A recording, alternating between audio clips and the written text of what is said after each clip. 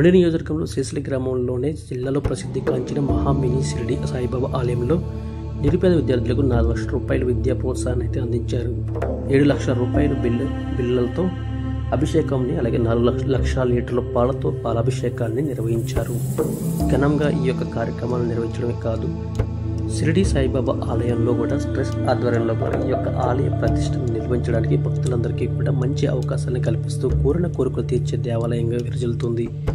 ఆంధ్ర, తెలంగాణ నుండి ఇతర జిల్లాల నుండి వేలాది సంఖ్యలో బాబానైతే దర్శించుకుంటారు. ఈ యొక్క ఆలయ విశేషత చూసుకుంటే ఎప్పటి నుంచో పురాతన కాలం నుంచి కాబట్టి ఈ ఆలయంలో ఎక్కువగా భక్తులందరూ కూడా వచ్చి దర్శించుకుని ప్రత్యేకమైన పూజలు నిర్వహిస్తారని చెప్తున్నారు.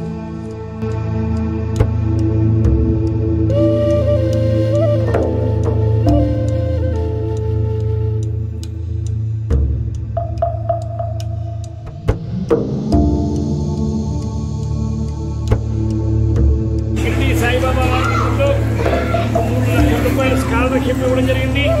అదేవిధంగా స్వామివారి గేడిదీగమ్మ 3,000 ఖర్చులతో 6,000 లీటర్ల ఆవుపాలతో 7 లక్షల రూపాయల బిళ్ళలతో స్వామివారికి అభిషేకం చేయడం జరిగింది.